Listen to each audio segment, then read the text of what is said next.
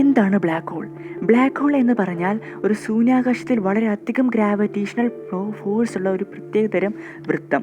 ഇതിനെ തമോധാരം എന്നും പറയും മലയാളത്തിൽ. ഇത് മാത്രമല്ല, ഇതിൻ്റെ ഉത്ഭവം ഒരു കുറ്റൻ നക്ഷത്രം അതിൻ്റെ ആണവ ഇന്ധനം തീർന്ന് അതിൻ്റെ ഗുരുത്വാകർഷണത്താൽ തകരുമ്പോൾ ഒരു ബ്ലാക്ക് ഹോൾ ഉണ്ടാകുന്നു. ഒരു തകരുന്ന നക്ഷത്രം കൂടുതൽ വ്യക്തമായി പറയുകയാണെങ്കിൽ നമ്മുടെ സൂര്യൻ.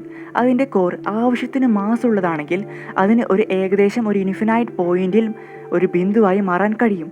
കൂടാതെ അങ്ങനെ അതൊരു ബ്ലാക്ക് ഹോളായി മാറുന്നു. പക്ഷേ എല്ലാ തരത്തിലുള്ള എക്സ്പ്ലോഷൻ ബ്ലാക്ക് ഹോൾ ആവണമെന്നില്ല കേട്ടോ. അതൊരു സൂപ്പർനോവ പ്രതിഭാസമായി തന്നെ കഴിഞ്ഞു പോകാൻ സാധ്യതയുണ്ട്. കാരണം ബ്ലാക്ക് ഹോൾ ആവുന്നത് വളരെയധികം പ്രഷർ ഒരു കോറിലേക്ക് ആകർഷിക്കുമ്പോഴാണ് അതിൻ്റെ ബിന്ദു ഇൻഫിനൈറ്റ് പോയിന്റിൽ ഒരു എക്സ്പ്ലോഷൻ സംഭവിക്കുകയാണ്. പക്ഷേ ആ എക്സ്പ്ലോഷൻ പുറത്ത് പോകാണ്ട് ആ ബിന്ദുവിലേക്ക് തന്നെ കോൺസെൻട്രേഷൻ ആകുമ്പോഴാണ് ഒരു ബ്ലാക്ക് ഹോൾ ഉണ്ടാകുന്നത്. ഒരു ബ്ലാക്ക് ഹോളിനെ ആദ്യമായിട്ട് സിദ്ധാന്തങ്ങളിൽ മാത്രമാണ് കണ്ടിട്ടുള്ളത്. പക്ഷേ ആദ്യമായിട്ട് അതിനെ ഡിസ്കവറി ചെയ്തത് 1971 കേട്ടോ. പിന്നീട് 2019 ഇവാൻ ഹോറിസോൺ ടെലിസ്കോപ്പ് എന്ന ടെലിസ്കോപ്പിൽ ബ്ലാക്ക് ഹോളിൻ്റെ ഷാഡോവിനെ ചിത്രീകരിച്ചിട്ടുണ്ടായിരുന്നു. ബ്ലാക്ക് ഹോൾ എന്നത് എന്താണ് നമുക്ക് നോക്കാം. തമോഗർത്തങ്ങൾ, അതായത് ബ്ലാക്ക് ഹോൾസ് എന്നത് ബഹിരാകാശത്ത് ഗുരുത്വാകർഷണം വളരെ ശക്തമായിട്ടുള്ള ഒരു ശാഖ തന്നെയാണ്. അതിൽ നിന്ന് പ്രകാശത്തിന് പോലും രക്ഷപ്പെടാൻ കഴിയില്ല എന്നതാണ് വാസ്തവം.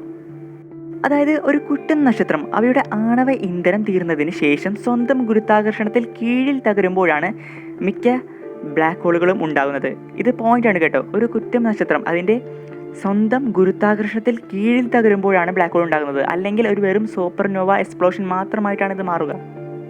ബ്ലാക്ക് ഹോളുകളുടെ വലിപ്പം നമുക്ക് നോക്കാം. ബ്ലാക്ക് ഹോൾ സൂര്യനേക്കാൾ ഏതാനും മടങ്ങ് വലിപ്പമുള്ള ബ്ലാക്ക് ഹോളുകളുമുണ്ട്. മുതൽ സൂര്യനേക്കാൾ കോടിക്കണക്കിന് മടങ്ങ് മാസും സൂപ്പർ മാസീവും ഉള്ള ബ്ലാക്ക് ഹോളുകൾ വരെ നിലവിലുണ്ടെന്നാണ് പറയുന്നത്. അതുമാത്രമല്ല, ബ്ലാക്ക് ഹോളുകളുടെ പ്രത്യേകതയിൽ ഒന്നാണ് അതിൻ്റെ വളയം. ഒരു പ്രത്യേകതരം വളയം, റിങ് പോലത്തെ സംഭവം. അതിനെ ഇവൻ ഹോറിസോൺ എന്നാണ് പറയുന്നത്. ചുറ്റുപാട്ടിലുള്ള അതിർത്തിയെ ഇവൻ ഹോറിസോൺ എന്ന് പറയുന്നു. ഈ വളയത്തിൻ്റെ പേരാണ് കേട്ടോ ഇതിന്. ടൈം ഡെലിഷൻ. ടൈം ഡെലിഷൻ എന്ന് പറഞ്ഞാൽ എന്താണ്? സമയം വിദൂരം.